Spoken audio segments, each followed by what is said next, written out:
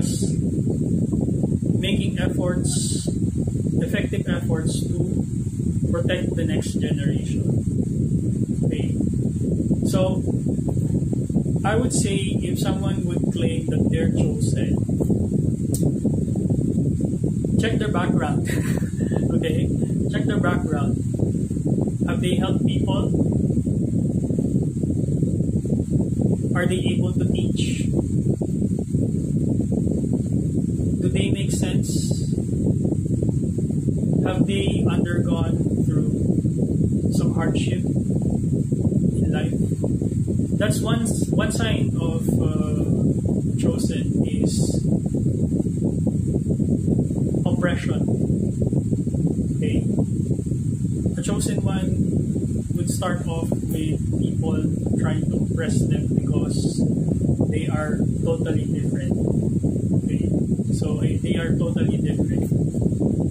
Okay, whether they're different because of their past life, they're different because their soul is from a different galaxy, they're different. And that difference, they hold on to in order to move humanity forward. Okay, so if you find someone just using that term loosely and then start injecting some Bible quotes and all that, get rid of that person. Okay, a chosen one will not promote the Bible. Why? Because that book is corrupted by the system and is being used by the system to proliferate suffering and ignorance. Okay. The identities in that book did not promote such and such teachings wherein the people suffer. Okay. So that's one thing you need to think about. Okay. Alright, so next topic is universal oneness. So they are reminding us, our ancestors are reminding us that we are all one, no matter what kind of human being you are, or what kind of animal, plant, or whatever spirit you are, we are all one. Okay, so we all return to the same universe. Okay, we all have to adhere. We all have to adhere to the same universal laws. Okay, so these laws are not written. Okay, these are the laws of the universe which govern reality itself.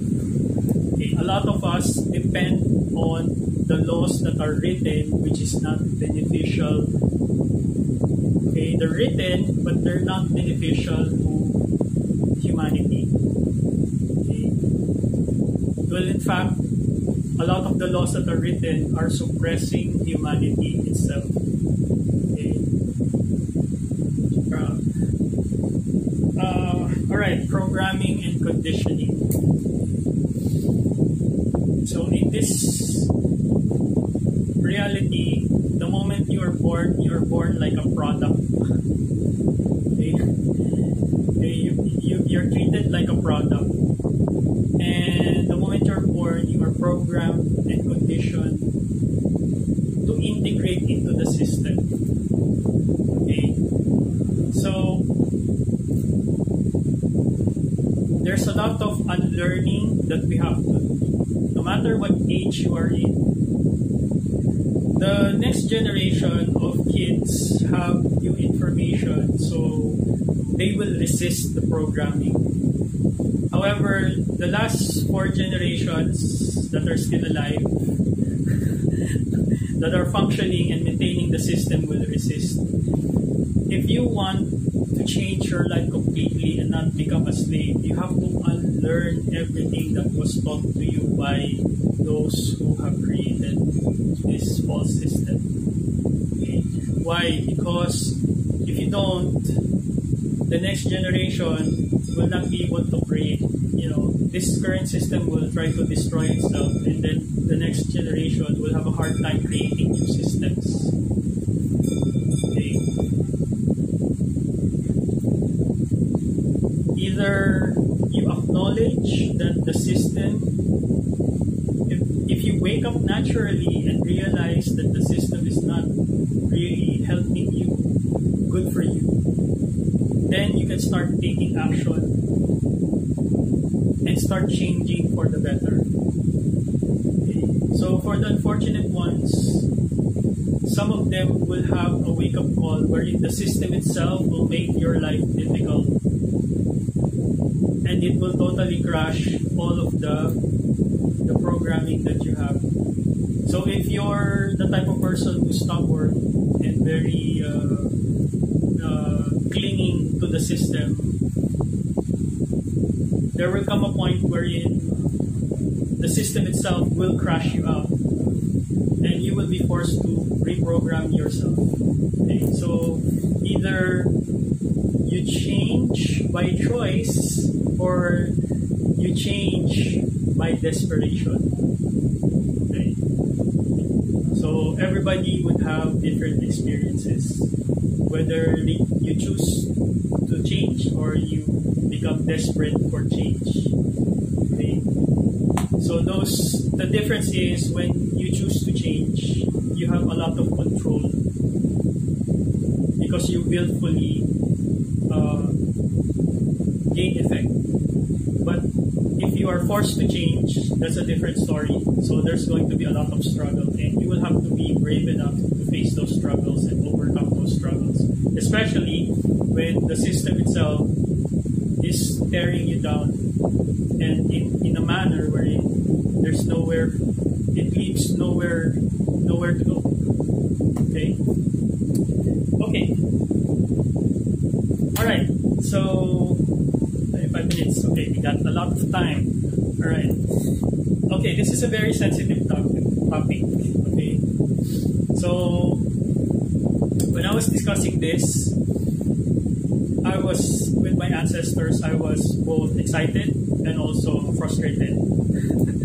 Okay. Because like my previous life, the recent one is tragic. They discuss a particular life which is also tragic. Alright. Master Yeshua. Okay. Master Yeshua, aka what you know him now as Jesus. Okay. Alright. Master Yeshua is not Jesus. He has a nickname, it's Isa. I-S-A. Isa. Isa. Okay, that's the way that was pronounced back then. But he's called Master Yeshua. Okay. So if you're the die-hard Bible Christian, okay, and you don't want to listen, and you're not open-minded for this information that I'm about to give you, close this video. This video is not for you. It's for the people who want to hear the truth and who want to change for the better and gain real knowledge. Okay. Alright, so Master Yeshua